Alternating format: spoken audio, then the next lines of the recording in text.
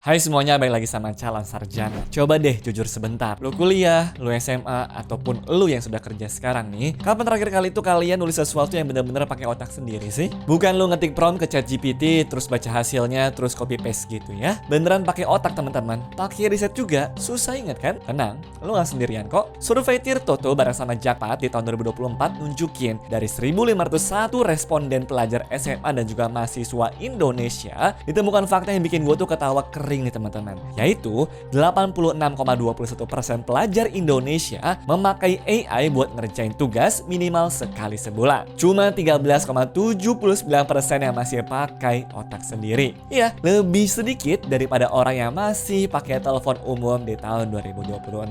Dan inilah pertanyaannya teman-teman. Kalau hampir semua mahasiswa memakai AI buat ngerjain tugas, terus belajarnya kapan? Mikirnya juga kapan tuh? Atau lebih ngerinya lagi nih, apakah generasi kita tuh lagi diam-diam dibikin tambah bodoh sama AI sambil kita itu nggak sadar teman-teman? Hari ini kita bakal bahas sesuatu yang efeknya itu sudah mulai kelihatan ya, tapi belum banyak orang yang ngomong itu teman-teman. Yaitu bagaimana AI sebenarnya lagi pelan-pelan menghancurkan sistem pendidikan kita. Bukan cuma bantu tugas, ini sudah jadi adiksi. Mari kita mulai dengan jujur teman-teman. AI itu keren ya. Gue pakai, lu juga pakai. Hampir semua orang yang nonton video ini juga pakai kan? Gak ada yang salah sih dari pakai AI buat brainstorming, kemudian juga ngumpulin referensi ataupun ngecek grammar segala. Tapi yang terjadi sekarang sudah jauh banget lebih daripada bantu sedikit tuh. Dari survei yang sama nih, ada mahasiswa Indonesia mengaku terus terang kalau 100%-nya tuh pakai AI buat ngerjain tugas, gak nulis satu kata pun secara sendiri. Mahasiswa di Bandung pun juga ngomong tuh, sekarang rata-rata gitu sih, udah ada ChatGPT, jadi gampang. Mahasiswa di Jabodetabek juga bilang teman-teman, umum praktiknya sih, bahkan yang 100% pakai AI juga ada. Mahasiswa di Ruteng NTT nih, yang jauh dari kota besar pun juga ngandelin AI buat tugas. Udah gitu, penelitian di Universitas Jambi menemukan tuh 50,9% mahasiswa termasuk kategori sering pakai ChatGPT dan 81,8% merasa sangat terbantu. Di Stanford University, kampus top dunia nih, 17% mahasiswanya tuh pakai ChatGPT buat ujian akhir, bukan tugas biasa. Ya mahasiswa sekarang tuh mungkin seneng kali ya, soalnya mereka tuh seperti punya teman kelompok yang selalu siaga 24 jam, gak pernah ngeluh, gak pernah ngilang waktu hamin satu deadline nih, dan gak pernah bilang, gue lagi sibuk bro, waktu kalian membutuhkan. Tapi teman kelompok ini teman-teman nyatanya pelan-pelan ngerebut peran kalian di kelompok tuh. Sampai akhirnya yang ngerjain semua tugas tadi cuma dia. Dan kalian itu cuma menjadi tukang submit. Nah pertanyaannya, kalau lu gak pernah nulis sendiri, gak pernah mikir sendiri, dan juga gak pernah riset sendiri, sebenarnya lu lagi belajar apa di kampus ataupun di sekolah? Apa yang dibilang sains kognitif depth? Oke, mungkin lu pada berpikir nih, tenang aja bang, gue tetep pinter kok, AI itu cuma alat. Sayangnya teman-teman, sains nggak setuju nih guys. Di tahun 2025, penelitian dari MIT itu bikin studi yang namanya adalah Your Brain on ChatGPT. Mereka tuh membagi orang ke dalam 3 grup buat menulis esai ya. Grup 1 cuma pakai ChatGPT, grup 2 boleh pakai Google Search tapi nggak boleh pakai AI. Grup ketiga cuma pakai otak sendiri. Lalu mereka tuh pasang EEG, yaitu sebuah alat ukur aktivitas otak yang dipakai selama orang-orang tuh menulis itu tersebut ya. Hasilnya bikin gue tuh diem agak lama teman-teman. Grup yang pakai ChatGPT itu ternyata punya brain activity yang signifikan lebih rendah, neural connectivity-nya juga lebih lemah, engagement kognitifnya nih lebih dangkal juga. Tapi yang paling mengerikan waktu mereka tuh diminta ingat satu kalimat aja dari esai yang baru aja mereka tulis tuh, 83%-nya tidak bisa teman-teman. Gak bisa inget padahal baru nulis kan? Dan inilah yang paling bikin gue tuh mikir berhari-hari. Bahkan setelah grup ChatGPT berhenti pakai AI, brain activity mereka tuh tetap lebih lemah dibandingkan dengan grup lainnya. Otak mereka sudah kebiasa nggak mikir, dan kebiasaan itu tidak hilang begitu saja. Para peneliti menyebut fenomena ini sebagai cognitive debt atau hutang kognitif. Lu pinjam kemampuan otak tuh ke AI sekarang, tapi lu bayar kemudian dengan kemampuan berpikir yang semakin lemah juga. Microsoft sendiri ngeluarin penelitian yang nemuin hal yang sama teman-teman. Wharton School juga tuh teman-teman. Pola yang berulang-ulang selalu terlihat. Semakin sering pakai AI, semakin lemah juga kemampuan kritis kalian. Udah kayak otot aja, kalau nggak dipakai, ya menyusut. Tapi ada sesuatu nih yang lebih bahaya daripada lu jadi lupa cara berpikir. Bagian ini benar-benar bikin gua tuh mikir ulang setiap kali mau buka ChatGPT sih guys. AI itu ternyata bisa mengarang. Iya, ChatGPT bisa menipu kalian, tapi bukan dengan niat jahat ya. Lebih parah daripada itu. Dia soalnya nggak tahu bedanya antara fakta dan juga ngarang. Sebabnya simpel sih guys. ChatGPT bukan database yang nyimpan kebenaran. Dia adalah probability network ya. Dia itu menebak kata mana yang bakal paling masuk akal muncul setelah kata sebelumnya berdasarkan pola statistik dari triliunan kata yang sudah dia baca itu. Apple baru-baru ini ngerilis white paper yang viral banget tuh teman-teman. Di mana mereka tuh menemukan bahwa LLM seperti ChatGPT itu tidak benar-benar bisa reasoning di luar level paling dasar ya. Yang dia lakuin itu pattern matching teman-teman, bukan thinking.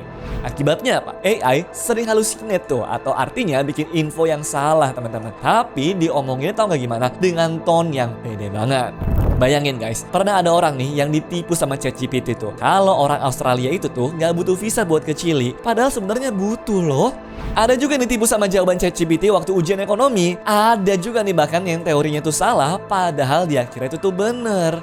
Yang lebih parahnya lagi, kalau lu tuh gak punya keahlian di bidang yang kalian tanyakan, lu gak bakal tahu jawabannya tuh bener atau salah, kan? Kalian tuh cuma tahu ChatGPT tuh confident, sehingga ujung-ujungnya apa? Ya kalian percayalah. Persis tuh guys, kayak teman kantor yang ngomong di meeting kayak udah pernah ke bulan, padahal ke Bekasi aja mungkin nyasar tuh. Dan penelitian dari Universitas Indonesia lewat jurnal akademik 2025 sudah menemukan pola yang sama tuh teman-teman di mahasiswa negara ini. Yaitu mereka tuh cenderung menerima jawaban ChatGPT tanpa validasi. Aktivitas baca jurnal ilmiah tuh turun teman-teman. Kemudian kemampuan sintesis informasi juga menurun. Mereka menjadi konsumer pasif dari jawaban yang belum tentu benar.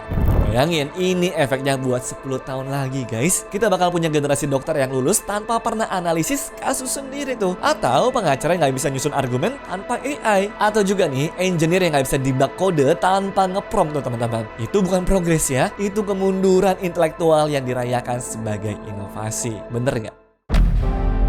Tapi ini bukan sepenuhnya salah AI. Nah, sekarang gue mau bikin twist yang mungkin agak kontroversial nih teman-teman. AI itu nggak ngancurin pendidikan dari nol kok. AI cuma ngebuka borok yang sudah ada dari lama. Mari kita jujur sama-sama deh. Sistem pendidikan Indonesia ini sudah lama banget sakit tuh, jauh sebelum ChatGPT itu terlahir. Skor PISA Indonesia 2022 aja nih di posisi 70-an dari 80 negara.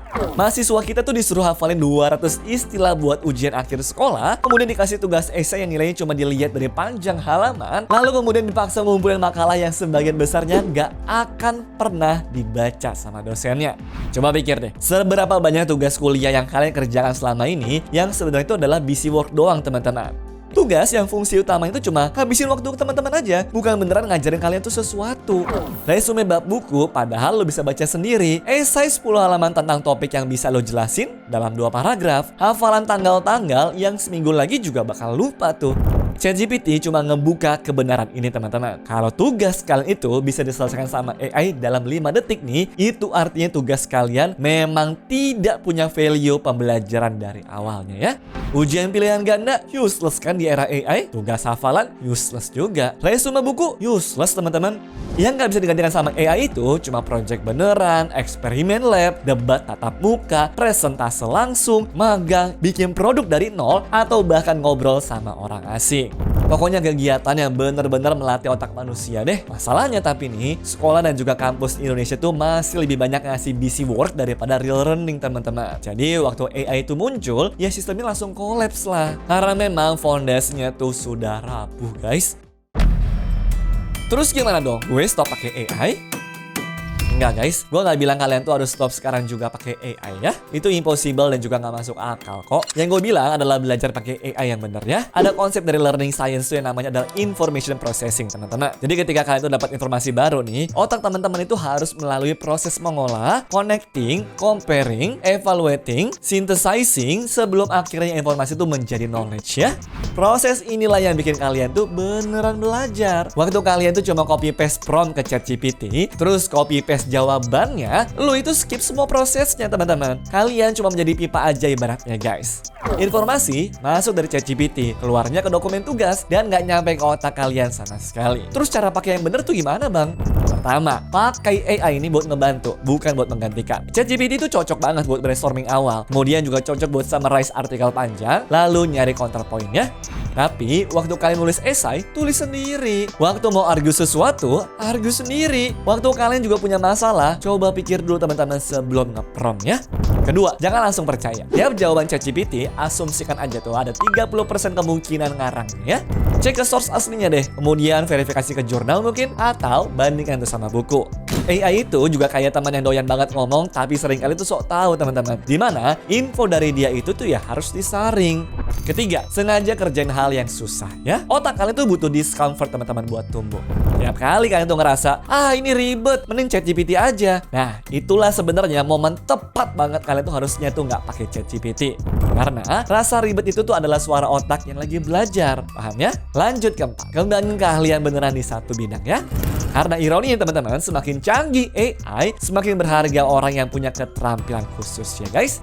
AI itu bisa ngasih jawaban generik ke semua orang. Dan yang paling dicari sama market itu biasanya adalah orang yang bisa ngasih insight yang nggak bisa dicapai sama prompt simple ya. Penutup. Generasi kita nih, yaitu Gen Z ataupun milenial Indonesia, sebenarnya gue akuin tuh lagi di posisi yang aneh sih teman-teman. Kita adalah generasi pertama yang punya akses ke teknologi yang bisa menggantikan proses berpikir manusia. Dan kita juga harus mutusin, mau pakai itu tuh buat expand otak kita, atau malah buat outsource otak kita teman-teman. Kalau kita pilih buat outsource, dalam 10 tahun ke depan tuh, kita bakal jadi generasi yang nggak bisa nulis apa-apa tanpa AI deh. Kemudian nggak bisa mikir juga tanpa AI, dan nggak bisa buat keputusan tanpa AI. Begitu kita ada di posisi penting di kantor nih atau di pemerintahan, percaya deh teman-teman, kita bakal menghancurkan diri sendiri pelan-pelan karena nggak punya kemampuan otak buat ngehandle situasi kompleks. Tapi kalau kita pilih expand, kita tuh bakal jadi generasi yang paling mampu deh. Pakai AI itu soalnya bisa banget buat nge-boost produktivitas, tapi tetap punya kemampuan kritis yang begitu dalam. Gabungan yang gak terkalahkan kan sebenarnya? Jadi pilihannya teman-teman ada di tangan kalian setiap kali kalian tuh buka ChatGPT ya. Dan gue tahu ini kelihatannya itu kontradiktif buat dibilang sama YouTuber yang bikin video soal AI di internet. Tapi serius deh, coba minggu depan kerjain satu tugas aja nih ataupun satu project tanpa AI sama sekali ya. Cuma otak lo, browser dan juga keyboard teman-teman. Lihat seberapa rusak otak kalian sebenarnya tuh. Lihat juga seberapa lama kalian tuh struggle ya. Nah, itulah detox kognitif yang kalian sebenarnya butuhkan. Karena di akhir cerita, kalau kalian tuh nggak bisa mikir tanpa AI, ya lo tuh bukan lagi punya AI, tapi lo yang dimiliki sama AI teman-teman. Gimana menurut kalian guys? Kalian tuh termasuk yang 86,21% atau yang 13,79% tuh? Share di kolom komentar ya. Dan jujur aja teman-teman, gak bakal dijudge kok. Like, subscribe, dan juga share ini ke teman-teman kalian yang sudah mulai kelihatan ke channel sama ChatGPT juga ya. Biar seenggaknya dia tuh cepet sadar teman-teman sebelum cognitive debt-nya tuh semakin menumpuk. Oke guys, sampai jumpa lagi di video-video selanjutnya. Bye-bye. Anyways, cukup sampai di sini ya guys video hari ini. Sampai jumpa di video selanjutnya. Dah.